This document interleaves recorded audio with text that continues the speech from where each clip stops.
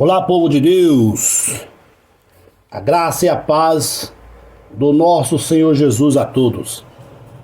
Presbítero Carlos, servo de Cristo, o mensageiro da palavra do Senhor. Glória a Deus. Meus irmãos, quero trazer a vocês aqui o significado e o propósito das tentações de Jesus. Abra sua Bíblia aí em Mateus. Vamos estar meditando aí no seu capítulo 4. Vamos meditar no versículo 1 ao 11.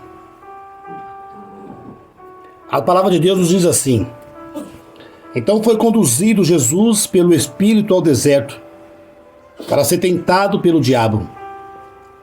E tendo jejuado 40 dias e 40 noites, depois teve fome. E chegando-se a ele o tentador, disse: Se tu és o Filho de Deus, mande que essas pedras se tornem em pães. Ele, porém, respondendo, disse-lhe: Está escrito, nem só de pão viverá o homem, mas de toda a palavra que sai da boca de Deus. Então o diabo o levou à cidade santa e colocou-o sobre o pináculo do templo. E disse-lhe: Se tu és filho de Deus, lança-te daqui abaixo, porque está escrito que aos seus anjos dará ordens a teu respeito, e tomar-te-ão nas mãos, para que nunca tropeces em alguma pedra. Disse-lhe Jesus: Também está escrito, não tentará o Senhor teu Deus. Novamente, o levou o diabo a um monte muito alto e mostrou-lhe todos os reinos do mundo e a glória dele. E disse-lhe: Tudo isto te darei, se postrando me adorareis. Então disse-lhe Jesus: Vai-te, Satanás, porque está escrito, ao Senhor teu Deus adorarás, e só a ele servirás. Então o diabo o deixou, e chegaram os anjos e o serviram. Meu irmão, quais foram o significado? Quais foram o propósito das tentações de Jesus? Vamos entender? Vê só, as 3 tentações aqui de Satanás no deserto não foram ali as únicas tentações que o nosso Senhor Jesus sofreu nessa terra. Lá em Lucas, no capítulo 4, versículo 2, a gente lemos lá que ele foi tentado pelo diabo durante 40 dias. Mas sem sombra de dúvida, meu irmão, ele foi tentado em outras ocasiões. Lá em Lucas, capítulo 4, 13, Mateus, capítulo 16, 21 a 23, também em Lucas 22, 42, fala a respeito desse assunto. E ainda assim, em tudo isso, nunca pecou e nunca transgrediu. Embora alguns tenham sugerido que o período de jejum do Senhor se compara ao de Moisés, ao de Elias, a ponto principal é como o Senhor lida com todas essas tentações à luz da sua humanidade. Meu irmão, é porque Jesus ele é humano nessa passagem. Ele é humano.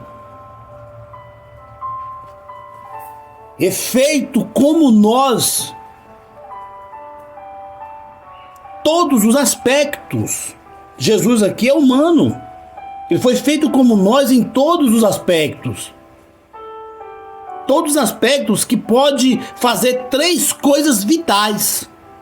Jesus pode destruir o poder do diabo. Jesus pode libertar aqueles que estavam mantidos em escravidão pelo medo da morte. E Jesus pode tornar-se um sumo sacerdote misericordioso e fiel a serviço de Deus e expiar nossos pecados. Então vamos lá. Se aquele que é capaz de simpatizar comigo, com você, conosco, em todas as nossas fraquezas, em todas as nossas enfermidades, A natureza humana do nosso Senhor permite que ele simpatize com as nossas próprias fraquezas. Por quê? Porque também foi sujeito às fraquezas. Mas o mais importante ainda, meu irmão, é que temos um sumo sacerdote que é capaz de interceder em meu, a seu, ao nosso favor e nos proporcionar a graça do pecado. Glória a Deus. Meu irmão, a tentação nunca é tão grande como quando alguém faz uma declaração pública de fé, como fez o nosso Senhor quando foi batizado lá no Jordão.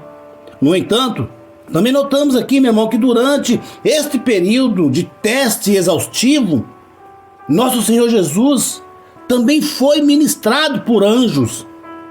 Um ministério impressionante que o Onipotente resolveu condescender em receber tal ajuda de seres inferiores.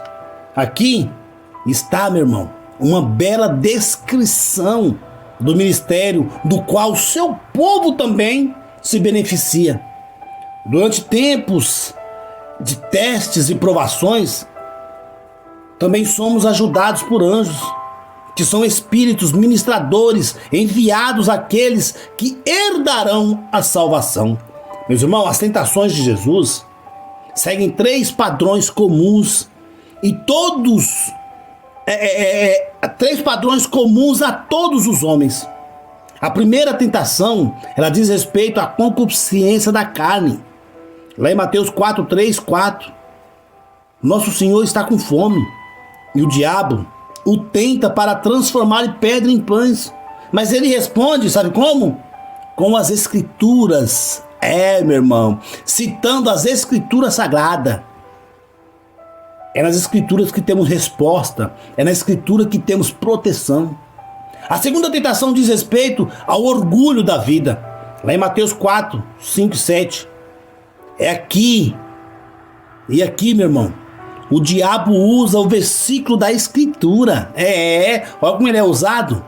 Mas o Senhor responde novamente com a escritura em contrário, afirmando que é errado ele abusar dos seus próprios poderes. O diabo ele vai usar os seus poderes para tentar influenciar. Isso é errado, meu irmão. Talvez você tenha poder, talvez você tenha autoridade, mas você está usando desses poderes aí para abusar do próximo. É errado. E a terceira tentação diz respeito, meu irmão, à concupiscência dos olhos. Mateus 4:8-10. E se algum caminho rápido para o messianismo pudesse ser alcançado, contornado a paixão e a crucificação para as quais ele veio originalmente,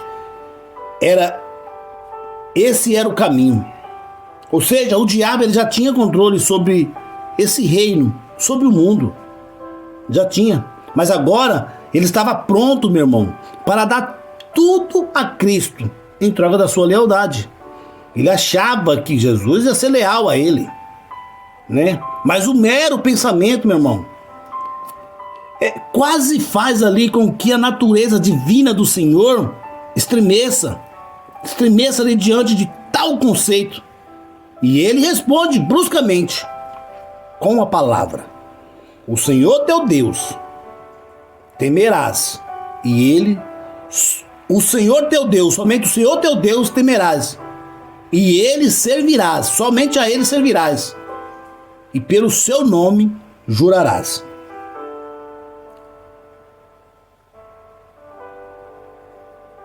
Meu irmão, infelizmente